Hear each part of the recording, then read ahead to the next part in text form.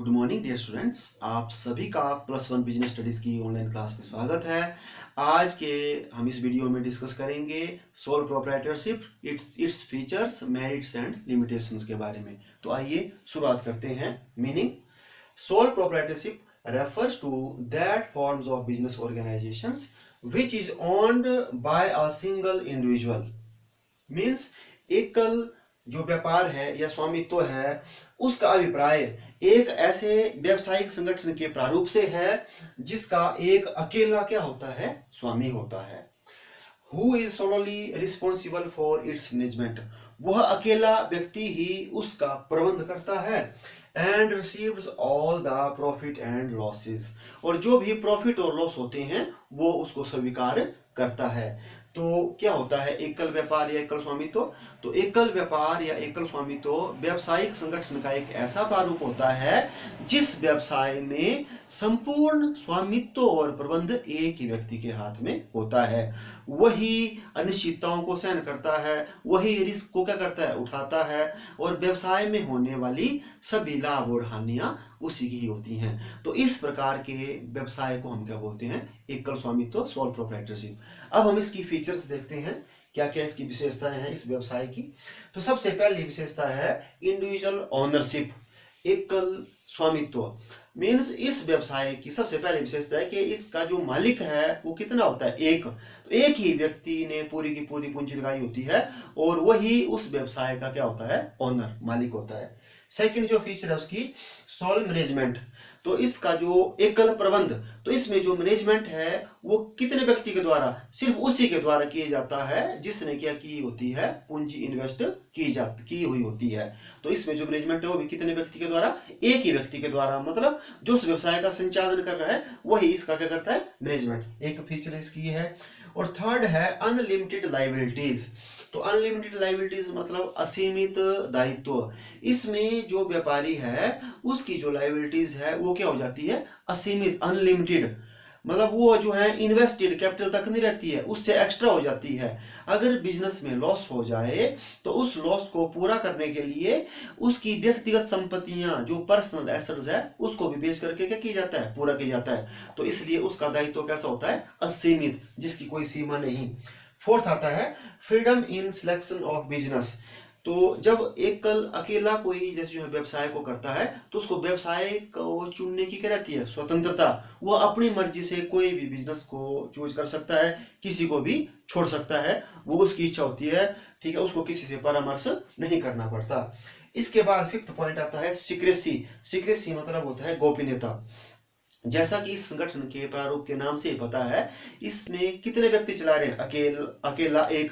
तो सारी की सारी जो भी सीक्रेसी है वो उसको ही पता रहती है। सीक्रेसी मतलब जो भी गोपनीय बातें हैं बिजनेस से संबंधित, तो वह जो है क्या कर सकता है, इस सीक्रेसी का भी क्या कर सकता है, फायदा उठा सकता है। और सिक्स्थ पॉइंट होता है no separate legal entity to the business. Means जो व्यवसाय है उसका कोई पृथक वैधानिक अस्तित्व नहीं होता। पृथक वैधानिक अस्तित्व मतलब हम व्यवसाय और व्यवसाय को अलग अलग नहीं कर सकते।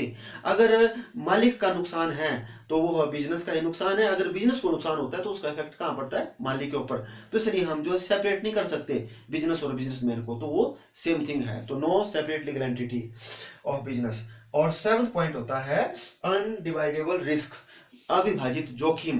तो इसमें जो भी रिस्क है उसको डिवाइड नहीं किया जा सकता है।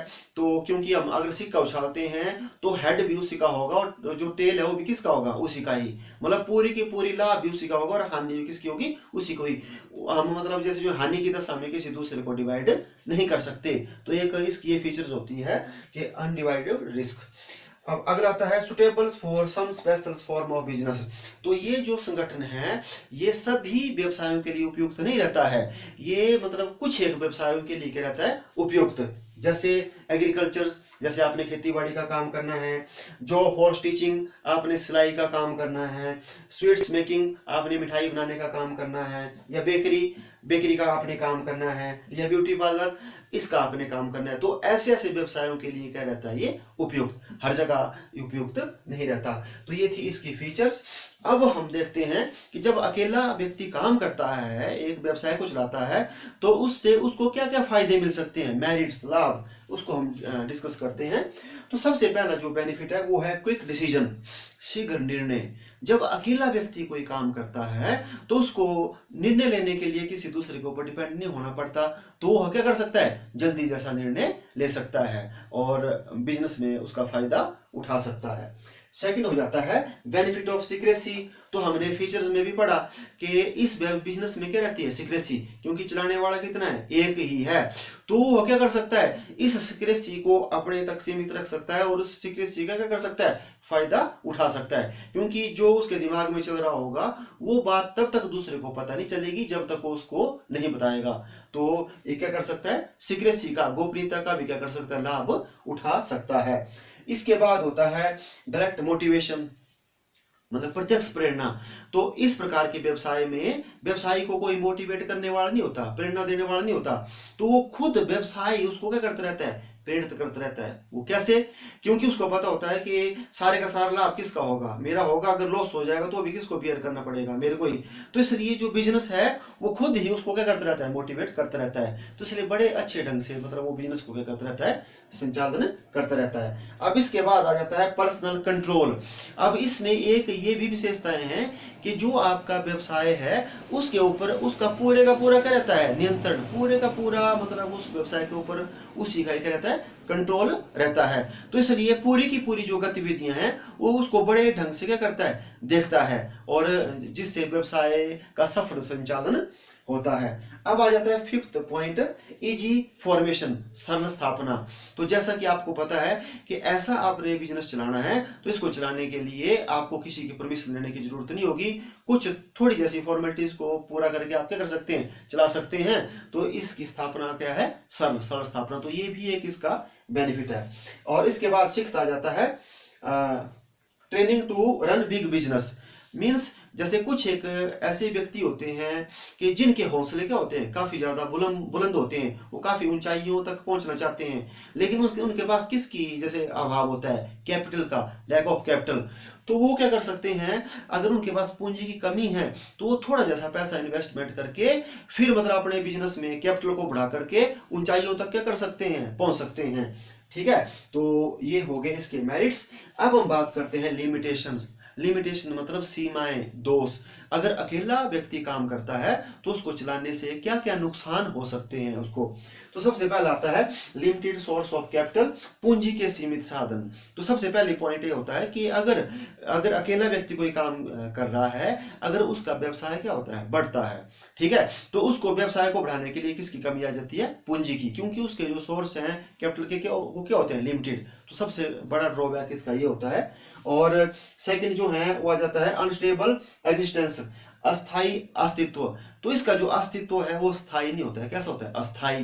कि अगर सपोज मतलब अकेला व्यक्ति काम कर रहा है, अगर उसकी मृत्यु हो जाती है, बीमार हो जाता है, ठीक है, तो उसको कारोबार क्या करना पड़ेगा, अपना बंद करना पड़ेगा, और वो कारोबार क्या हो सकता है, कभी भी बंद हो सकता है। तो एक मतलब ये इसका ड्रॉबैक है, अस्थाई अस्तित्व, कि ये बिजनेस जो है कभी भी क्या हो सकता है, बंद हो सकता है। इसका जो अस्तित्व है वो स्थायी नहीं होता।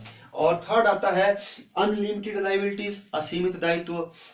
तो एक सबसे बड़ा दोष ये है कि इस व्यवसाय में जो बिजनेसमैन है उसकी लायबिलिटीज कैसी होती है, अनलिमिटेड। अनलिमिटेड मतलब तो आपको मैंने पहले भी बताया, अगर बिजनेस में लॉस हो जाए तो उसकी पर्सनल संपत्तियों को, पर्सनल एसेट्स को बेच करके क्या किया जाता है, पूरा किया जाता है। तो एक ये भी काफी बड़ा ड्रॉबैक्स है।